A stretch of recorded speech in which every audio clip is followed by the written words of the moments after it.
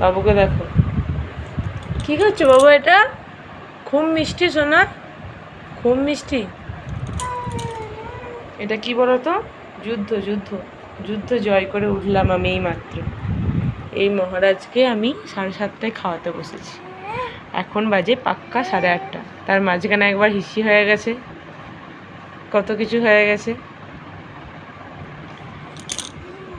এবার বাবু এটা খাচ্ছেন। এটা কি তোমার লেগ পিস? খাবার খাবে না, কিন্তু এটা সেটা খাবে। আর কত কিছু আছে দেখো, ওর খেলনার চাইতেও পছন্দ হচ্ছে এগুলো। দেখবে তার প্রমাণ আমি দেখাচ্ছি একটা, মানে খাটটার অবস্থাটা দেখো একবার। কি না আমি নিয়ে বসেছি, ব্যাগ, পারলে বোধহয় জুতো ঝাঁটাটাও নিয়ে বসতে হবে কাল থেকে। 1 ঘন্টা। এটা আর কোনো মাদেরকে বোধহয় বলতে হবে না, একটা যুদ্ধ জয় করার চেয়ে বড়ো কিছু নয়। মানে ও, মানে কী যে একটা ধৈর্যের পরীক্ষা, যে ধৈর্যে না আসবে কোনো বিরক্তি, না লাগা চলবে কোনো রাগ, নাকি বাবা?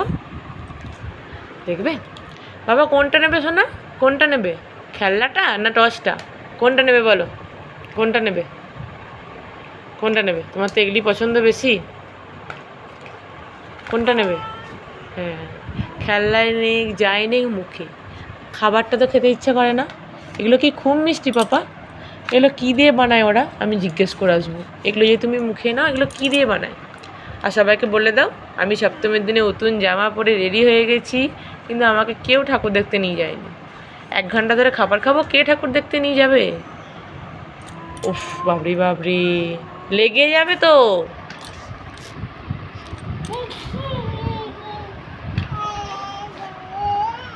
হাসি, স্মাইল, শেষকে একটা স্মাইল দিয়ে দেবে, তাহলেই মাম্মা খুশি, মাম্মা বকবে না।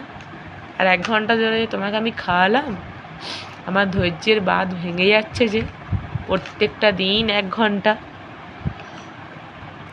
প্রিয়ম, চলো মিমিদেরকে টাটা বলে দাও, গুড নাইট আজকের মতো। আমি লেগ পিস খেতে খেতে ঘুমিয়ে যাই।